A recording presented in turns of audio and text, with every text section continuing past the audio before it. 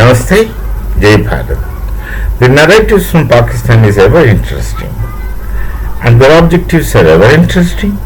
Their deception to their own people are also ever interesting. There is a narrative in Pakistan that any time Bharat will attack them. Well then, after hearing it is going on for quite some time. Not very long time, but recently, but for some time. So I was initially thinking, what's wrong with these people? Why do they say that, keep telling that such lies that Bharat is going to attack Pakistan? These things, we living in Bharat don't have such ideas. And these kind of things, if there is something, we will know. But then there's nothing like that. There is no mention about Pakistan. There is no mention about doing anything to Pakistan, except that, funny kind of things they do and funny kind of expressions, experience we have with them. Now, this narrative has got a psychological background. In likelihood, it's likely that they wanted to keep their people under that Sartrean kind of fear and trembling. The Sartrean existentialistic kind of option which their narratives should give. They want to keep the people under fear and trembling.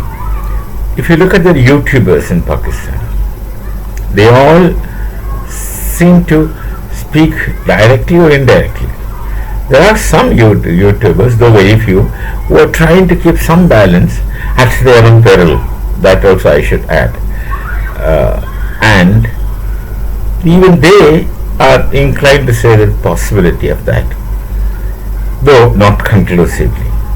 Now these narratives are intended to keep the people under this fear and trembling kind of psychosis. Then the people will look up their army as Savior, Messiah, Redeemer. Then the respect and recognition for the army shall remain intact. All the negative thoughts about the army shall vanish, and the army would ever continue to be powerful. The point in Pakistan is that army was always army oriented, in the sense that they would want to, they're very hedonistic and they want to look after themselves, and they're not actually rulers in the sense. Army is army. They have their own credits and credibilities, all those things that they, but not as a welfare intended rulers. Rulers should be benevolent. They should have a sense of belonging to the land of the nation. They should have a sense of belonging to the culture of the nation. They should have a sense of belonging to the people's sentiments. They should have options, and they should have abilities to meet the emotional requirements of the people, in spite of the fact that they may be quite foolish. Many of the emotional requirements may not be not very rational or sensible, but then they are their emotional requirement. That is one thing which is sufficient that the government should attempt and look at that. They might do it, they might not do it, they might do it if it does good to the people, not short-term goodness. They will look for long-term goodness.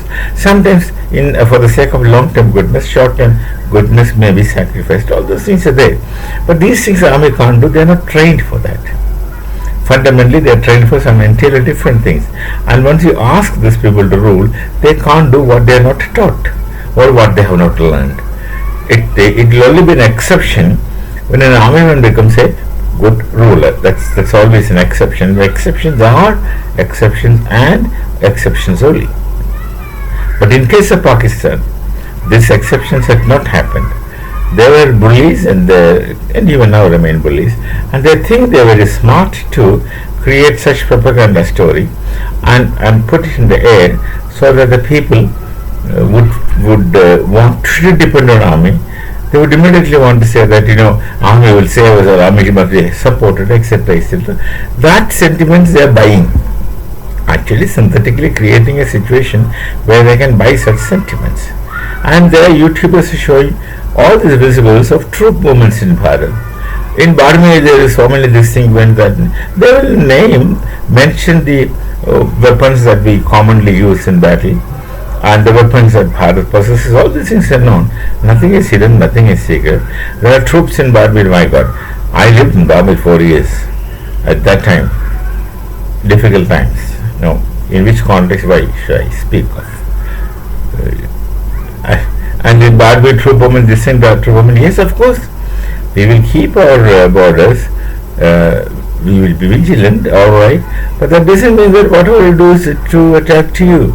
Like a wife sometimes says, "You looked at me with this kind of intention.